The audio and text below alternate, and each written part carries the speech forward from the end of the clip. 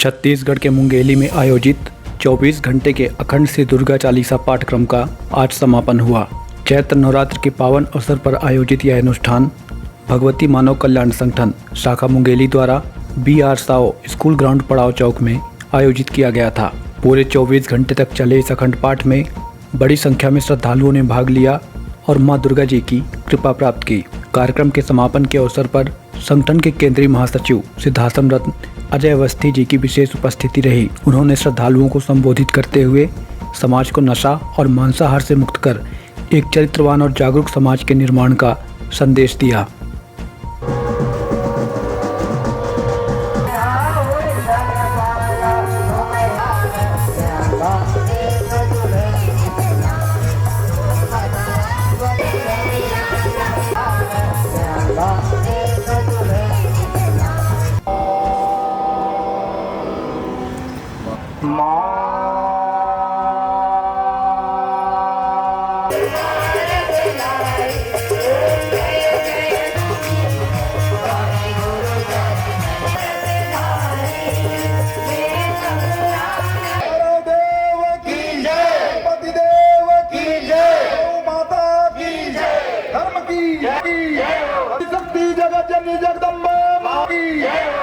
सूक्ष्म से विराजमान हम सबके आराध्य देवादि देव की भी आराध्य माता आदि शक्ति जगत जगदम्बा के चरणों में सतत नमन करता हूँ, वंदन करता हूँ, प्रणाम करता हूँ। और हम सबके आराध्य परम पूज्य गुरुदेव जी के भी चरणों में प्रणाम करता हूँ, नमन करता हूँ, वंदन करता हूँ।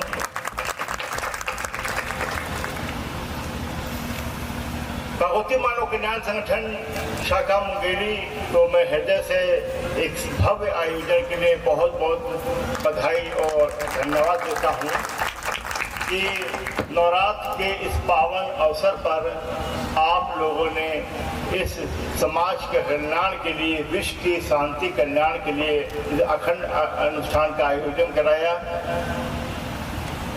माता आदि शक्ति जगदम्बा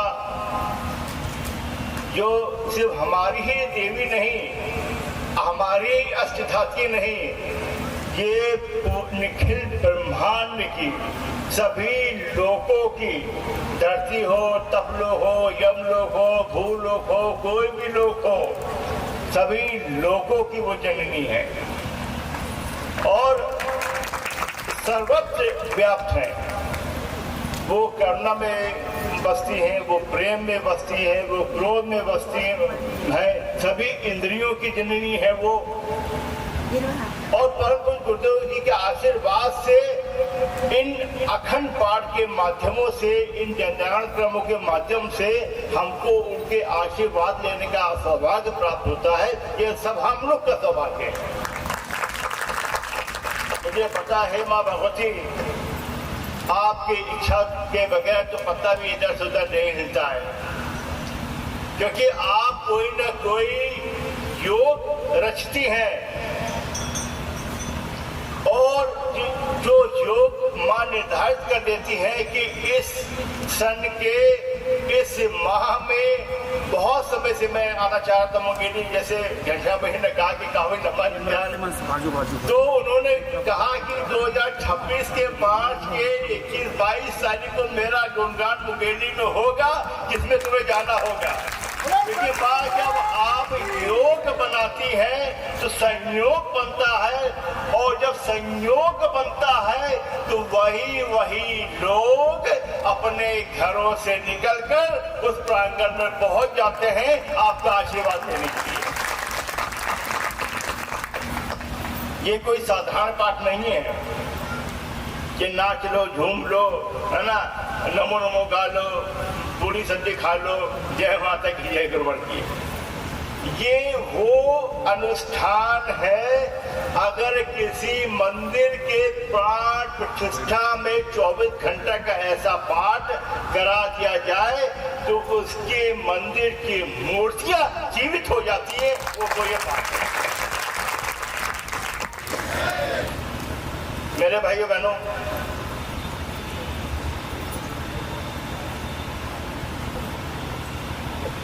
इस गुरुदेव जी ने कहा है और उनके चिंतनों से जो हम लोगों ने प्राप्त किया है, मैं क्षमा चाहूँगा एक बात मैं भूल गया। सबसे पहले तो मैं एक संदेश देना चाहूँगा कि यहाँ पे जो भी लोग उपस्थित हुए उन सभी लोगों को परम पूज्य गुरुदेव भगवान ने अपना पूर्ण आशीर्वाद प्रदान किया। आज का जो पाठ है ये अपने अवगुणों को त्यागने का दिन है। आज समापन नहीं हो रहा है, अपने अवगुणों को त्यागने का दिन है। आप कोई भी अवगुण आपके पास हो, भगवान ने कहा, भगवान से लोग क्या मांगते हैं? हे माता रानी मुझे कार दे दो, मुझे बंगला दे दो, मेरे बच्चे की नौकरी लगवा दो। आदि शक्ति जगदम्बा जिस धरती पर हम बैठे हुए ऐसे जाने किसी अरबों खरबों अनंत धरतियां ब्रह्मांड में उछाल रखी है जिन्होंने, उनसे हम क्या मांग रहे हैं? कोई कहे कि भारत के प्रधानमंत्री से आप ये मांगो कि हमारे घर में पंखा लगवा दो, वो ना है ना। उनसे मांगना है कि माँ ऐसा आशीर्वाद दे दो, भक्ति ज्ञान आत्मशक्ति का वरदान दे दो कि युगों युगों तक, जब तक हम जन्म लेते रहे आपके चरणों से ही जुड़े रहे। भगवान की अब मांगना है तो सिर्फ आज जैसे मैंने कहा अवगुण को त्यागने का दिन है। कोई भी अवगुण आपके पास हो, किसी को क्रोध बहुत आता है वो क्रोध त्यागते हैं यहाँ पे, किसी को छल करने की बीमारी है वो छल त्यागते हैं, किसी को कपट करने की बीमारी है वो कपट को त्यागते हैं, किसी को चोरी की आदत है वो चोरी को यहाँ त्यागते। माँ की जन्म चढ़ा दो और मैं दावे के साथ कह सकता हूँ अगर तन मन एकाग्र करके मन वचन कर्म के साथ आपने अपना कोई अवगुण यहाँ छोड़ दिया, निश्चित रूप से आप उस अवगुण से मुक्त हो जाओगे। भगवान की जय। किसी को चुगली करने की बहुत आदत है, वो भी बहुत बड़ा अवगुण है, उससे संस्कार नष्ट होते हैं, वो यहाँ तक त्याग दे।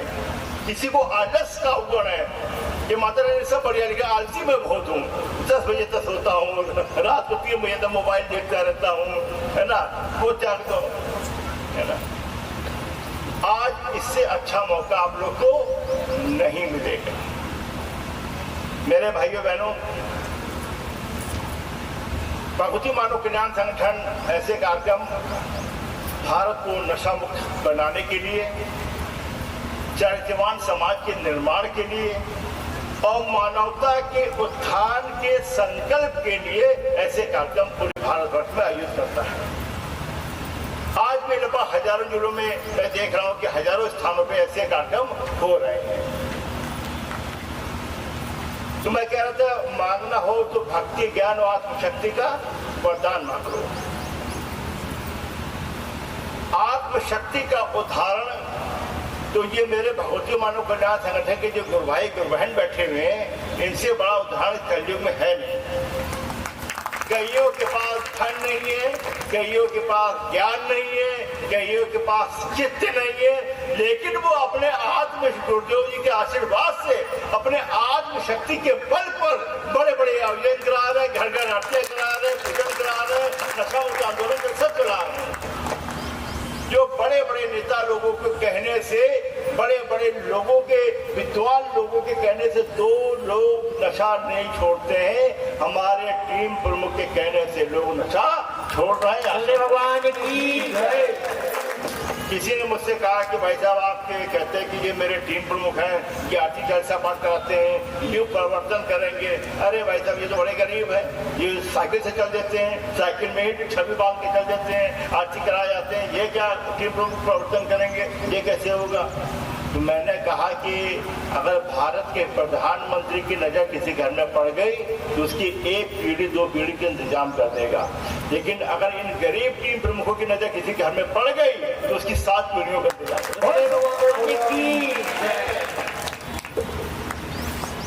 और ज्ञान ऐसा मांगो वरदान, हे मां ऐसा ज्ञान हो कि हमें कोई भी संकट आ जाए जीवन पे, लेकिन हमारी चेतना, हमारा चित्त जो है वो आप दुर्बल और माँ आपके चरणों से कभी अलग ना हो। वास्तविक ज्ञान, ऐसा ज्ञान नहीं चाहिए कि हम तो बड़े विद्वान हैं, बहुत पढ़े लिखे हैं, डॉक्टर हैं, इंजीनियर हैं, है ना, आपको पद से हटा दिया गया, आज से हम साधना नहीं करेंगे। क्यों भाई, सिर्फ पद के लिए साधना हो रही थी क्या? आज हमको आगे नहीं बिठाला, कल से हम नहीं आएंगे महाआरती में। ऐसा ज्ञान नहीं चाहिए। ज्ञान ऐसा दो माँ कि हमारे शरीर के टुकड़े टुकड़े भी हो जाए, एक रक्त खून भी रहे, वो भी जय माता की जय गरुड़ की बोल रहा हो, ऐसा करेंगे। हमारे ज्ञान पे मेरा पूरा परिवार, पूरा वंश, पूरा मोहल्ला, पूरा जिला, पूरा प्रदेश, अखंड निखिल ब्रह्मांड की कोई शक्तियां मेरे उस ज्ञान पे हावी ना हो पाए, ऐसा ज्ञान मुझे प्रदान करें। और ज्ञान में भी एक चीज है, अगर आपको पूर्वज के गुरु या ऋषि आपके पास नहीं है और आप ज्ञानी हो गए, तो ज्ञान अहंकार पैदा करता है। क्या करता है? अहंकार। त्रेता युग में रावण से बड़ा कोई ज्ञानी नहीं था, लेकिन उसके ज्ञान ने ही अहंकार पैदा किया, उसके अहंकार ने ही उसका पूरा ज्ञान समेत उसका पतन कर दिया। और भक्ति की उदाहरण को छत्तीसगढ़ से ज्यादा क्या दूं कि एक त्रेता युग में ही एक भक्ति का उदाहरण है। ज्ञान के उदाहरण रावण और भक्ति के उदाहरण माता सबरी जो छत्तीसगढ़ की हैं, दोनों ने भगवान को प्रकट कर दिया। एक ने जटा जड़ा जड़ा गा के शंकर जी को प्रकट कर दिया और एक ने अपनी भक्ति के, अपनी भावना से स्वयं भगवान को अपने आश्रम में प्रकट कर दिया। ये भक्ति की ताकत है। लेकिन जिस प्रकार ज्ञान में भटकाव है, ऐसे भक्ति में भटकाव है। मैं उदाहरण देना चाहता हूँ कलयुग में, मैं नाम नहीं लूंगा, सभी संत मेरे पूजनीय हैं, उनको प्रणाम करता हूँ। एक चित्रकूट के बहुत बड़े संत, जिनकी आंखें नहीं है, उन बड़े विद्वान हैं, और इतने विद्वान कि उनको रामायण कंठस्थ है पूरी, कई वेद कंठस्थ कुछ भी पूछ बता देते हैं वो। और एक भक्ति के इतने बड़े संत हैं मथुरा के वृंदावन में, वो सिर्फ इतनी भक्ति है उनमें कि 20 साल से उनकी किडनी खराब है, लेकिन वो भक्ति में डूबे हुए हैं। तो ज्ञान ने कहा भक्ति से कि आपको संस्कृत आती नहीं है, आप किस बात के संत हैं? वो इसलिए बोला कि ज्ञान अगर सही तरीके से नहीं हुआ, किसी सही छत्र साहेब में अगर नहीं है, तो ज्ञान में क्या आ जाएगा? अहंकार आ जाएगा। उनको अहंकार आएगा, मैं सबसे बड़ा ज्ञानी हूँ, ये कौन से संत हैं, इनको तो संस्कृत भी नहीं आती। भक्ति में संस्कृत की कोई जरूरत नहीं है। भक्ति तो चित्त से होती है। अच्छा, भक्ति में भी भावना जो है आपकी, अगर भावुक हो गए तभी आप डूब जाओगे। क्या हो गए? डूब जाओगे आप। अब वो कहते हैं भक्ति वाले कि जितने भी अनंत शक्तियां हैं वो सब राधा रानी के चरणों में है। अब बताओ, कर लो बात। राधा रानी की भी भक्त है, राधा रानी है, लेकिन राधा रानी से ज्यादा ताकत तो माता सीता है, माता लक्ष्मी, माता पार्वती, माता शंकर, शिव, है ना, भगवान कृष्ण, जिनकी वजह से हम राधा रानी को याद कर रहे हैं। लेकिन भक्ति इतनी ज्यादा प्रबल हो जाती है कभी कभी, और भक्ति जब भावुकता के मार्ग पे चल देती है तो मामला वही बिगड़ना शुरू होता है। अब काफी उन्होंने ठीक किया है। इधर मैंने कुछ सुना है कि बहुत बोलने लगे कि जो है आदि शक्ति दुर्गा है, वही सब चीजें, वही सारी चीजें ऐसी आने लगी बातें। तो दोनों बहुत पावरफुल चीज है, बड़ा सारांश है। और अगर आपने एक जीवन में भक्ति, ज्ञान और आत्मशक्ति के विस्तार को जान लिया तो आपका जीवन धन्य हो गया। और मैं तो कहता, हे माँ, भक्ति ऐसी देना कि जब वो भूख में मिल जाए भक्ति, तो भूख जो है आपका व्रत बन जाती है। भक्ति में वो ताकत है, जब भक्ति आपके पानी में मिल जाए, आप रोज पानी पीते हैं, लेकिन जब भक्ति आपके पानी में मिल जाते हैं तो यही पानी जो है आपका चरणामृत बन जाता है, प्रसाद बन जाता है। भक्ति जब आपकी यात्रा में शामिल हो जाती है तो वही यात्रा तीर्थ यात्रा बन जाती है आपकी। भक्ति जब है आपके संगीत में शामिल हो जाता है, वही संगीत आपका कीर्तन बन जाता है। और भक्ति जो है आपकी जब कार्य में कोई शामिल हो जाता है तो वही कार्य आपका कार्यक्रम बन जाता है। और भक्ति जब किसी मनुष्य पे प्रभावित कर जाती है, वही मनुष्य मानव बन जाता है। भक्ति में चिंता सद्गुरु भगवान की जय। और भाव की बात कर रहा था, दोनों है। जटा जटा भी भगवान शंकर के चरणों में जाता है और नामामय समीक्षा निर्वाण रूपम भी जाता है।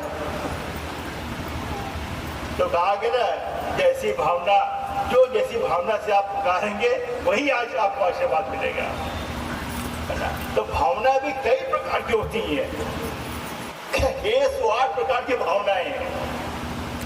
आपके जो आपकी नाड़ी, जो आपकी जो इंद्रियां, जो भावना से आप एक्टिव हो जाएंगे वही आपको दिखना, सुनना और सब करना।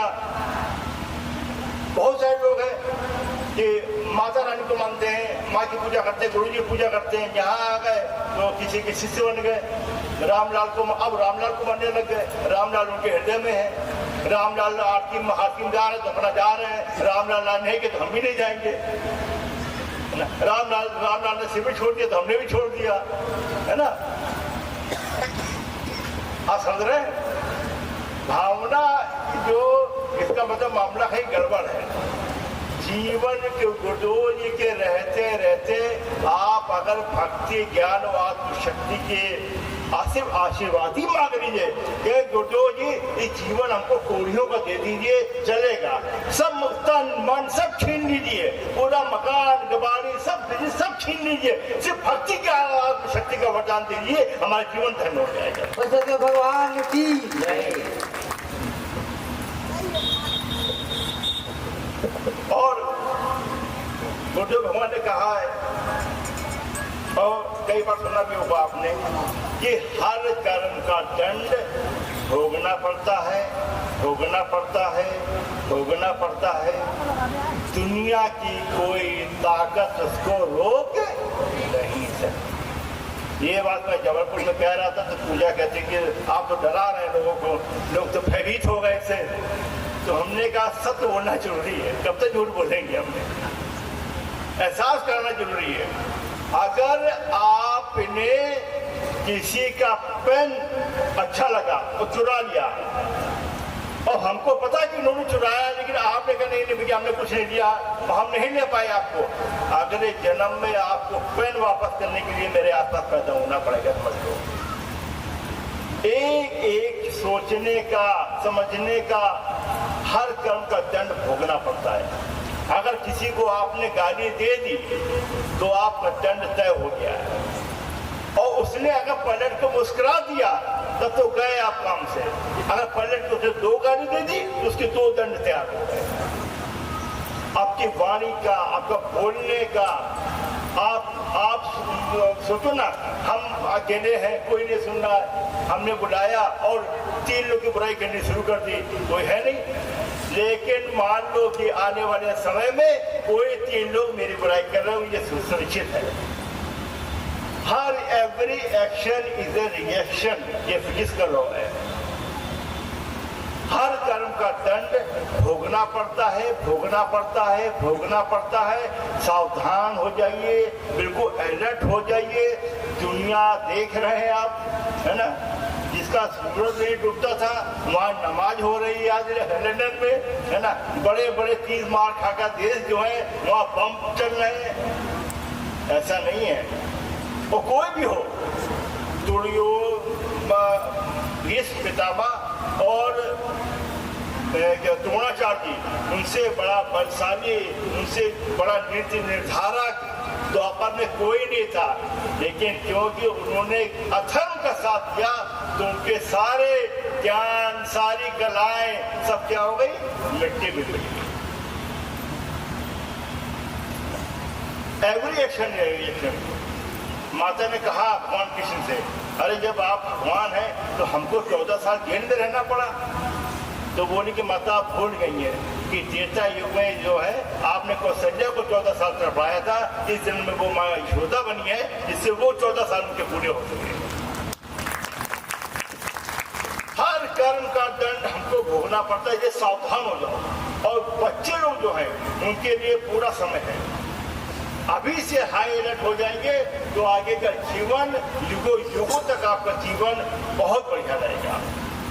बिल्कुल आपको लगेगा कि हम तो बुद्धू बन रहे हैं, आपको लगेगा सामने वाला आदमी चालाक है, झूठ बोल रहा है, हमको लग रहा है कि हमको वो कमजोरी नहीं है। छल कपट से कुछ नहीं होता है। दुर्योधन को 64 का मास्टर था छल कपट में और उसने जीत लिया और उस समय कोई उसके बराबर था नहीं, शकुनी और दुर्योधन के बराबर। लेकिन 18 दिन में उस कुरुक्षेत्र के मैदान में सारी शक्तियां, सारा पूरा ज्ञान, पूरा छल, पूरा कपट सब मिट्टी में मिल गया, जिसका नाम लेने वाला कोई नहीं है। अर्जुन का नाम लेने वाला है, धर्म के उसमें चलना, धर्म के वातावरण में रहना, धर्म अनुसार आचरण करना। तो अर्जुन आज अपने बच्चों का नाम रखते हो, अपने बच्चों का नाम रखते हो आप लोग दुर्योधन, मेरे बच्चे का नाम दुर्योधन है, कोई रखता है? नहीं रखता ना। धर्म उचित आचरण करो कोई। और ये बात सत्य है कि आप सबको संतुष्ट समाज में नहीं कर सकते। अगर सबको संतुष्ट करने में लग जाएगी तो आप जोकर में फिर तो 3-4 लोग होते हैं जो असंतुष्ट रहते हैं हमेशा। आप सोचो उनके चरणों से कैसे हमें संतुष्टि प्राप्त हो, सिर्फ दिमाग को ध्यान पूरा सब वहां होना चाहिए।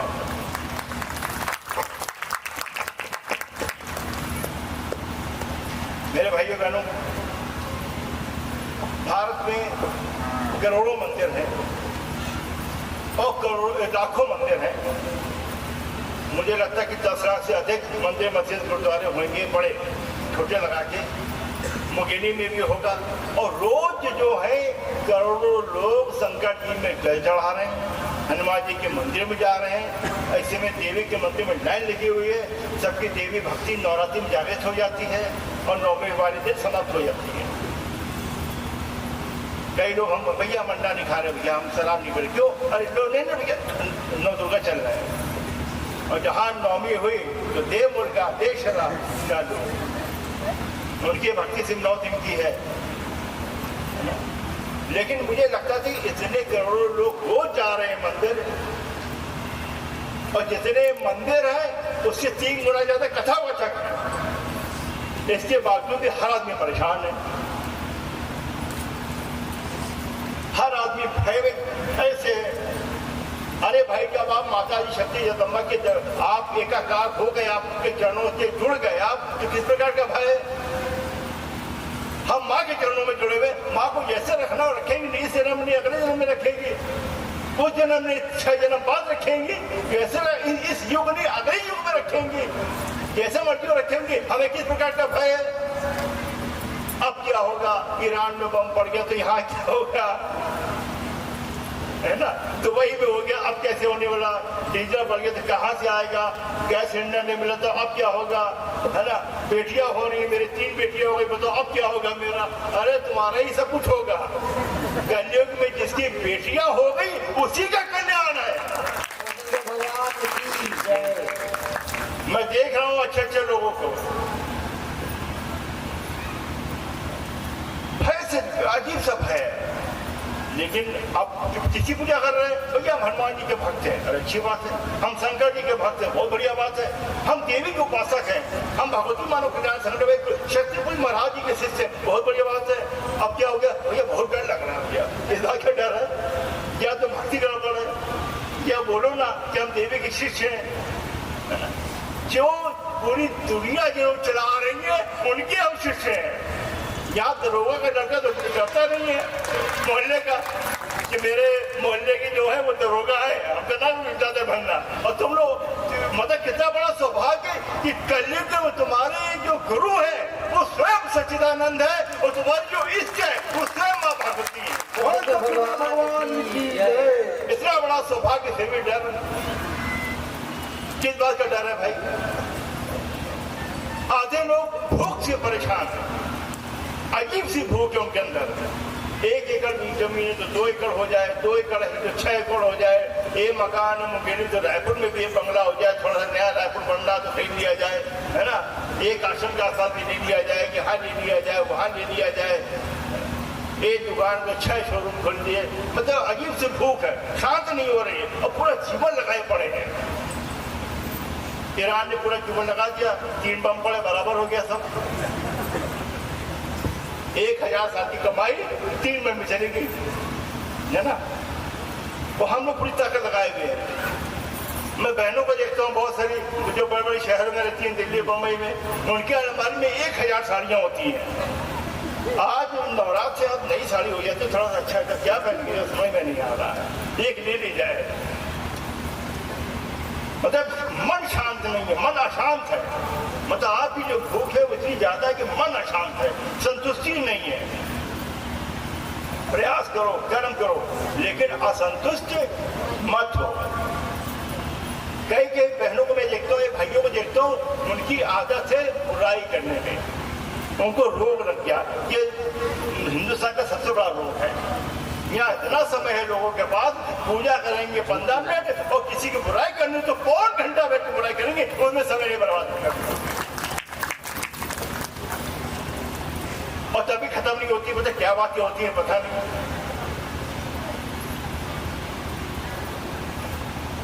भय है, भूख है, भ्रष्टाचार है, अनित है, अन्याय है, अधर्म चारों तरफ पूरे भारत में। हम कहते थे हे माता रानी, अगर आप हो तो कम से कम कोई ऐसे संत दे दो, धरती पे भेज दो, और ऐसा तीर्थ स्थान बना दो जहाँ पे जाने पे नीला कपड़ा और बड़ा सा चंदन और ये सब लगाए चाहे न लगाए, बाहरी आवरण परिवर्तन हो या ना हो, हमारा हृदय परिवर्तित हो जाए, हम लोग नशा मुक्त हो जाए, आशा हो जाए, आपके चरणों में बढ़ जाए, मानवता के कल्याण के लिए काम करना शुरू कर दे, ऐसा कुछ मात्र हो। और आज शक्ति की कृपा दिखी है, उन्होंने भगवान को नहीं भेजा कटे हुए, उन्होंने स्वयं सच्चिदानंद के अवतार एक ऋषि को परमहंस के बनाकर हम सबके कल्याण के लिए, आपके कल्याण के लिए इस धरती पे भेज दिया। क्योंकि ये कलयुग है, कलयुग में जो हम सांस ले रहे हैं, जो हम खा रहे हैं, उससे ये युग चरित्र के हिरास का युग है। क्या युग है? चरित्र के हिरास का युग।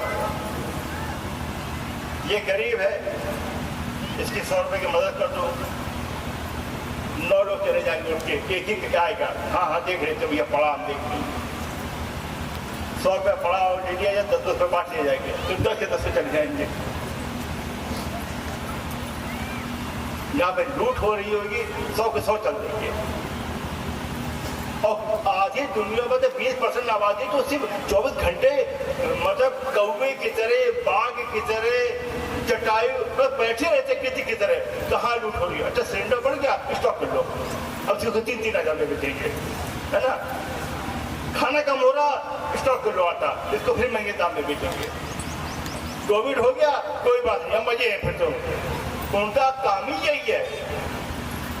तो हो सकता है वो कई जन्म तक जानवरों का जीवन भी जिए, ये भी मान लीजिए। एक बार मनुष्य योनि से उतर गए तो 84 लाख योनियों को पार करके फिर आपको भले भाग्य मानुष तन पावा।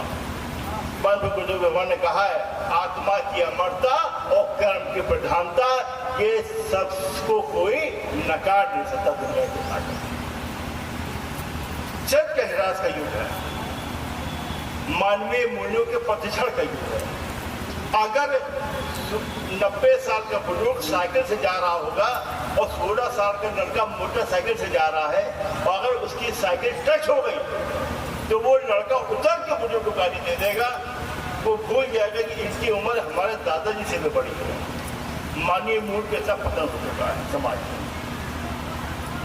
सांस्कृतिक मूल्यों के क्षरण का युग है। और ये कहूँ आर्थिक युग है। 15 मिनट मंदिर में पूजा करेंगे और इसलिए लंबी लिस्ट रख देंगे मत करो, भगवान चल रहे हैं, भगवान ये देख रहे हैं, ये देख रहे हैं, ये काम है, ये काम है, ये काम है, ये काम है, जाओ। और कई लोग तो ऐसे हमने देखे हैं, नहीं माता रानी चढ़ाते हैं, हनुमान जी ये काम कर दो, हम 51 को लड्डू चढ़ा देंगे। मतलब हनुमान जी जो है 51 के लड्डू के उसने रुके हैं।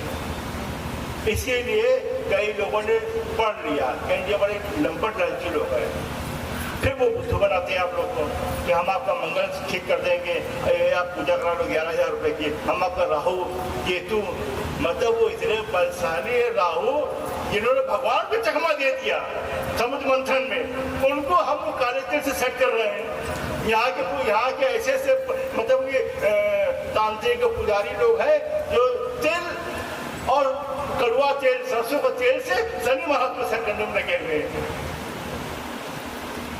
आप तेल से नहा लो, आप तेल में खड़े होके पूरी जीवन बिता दो, लेकिन आप धर्म के दर्द को कोई रोक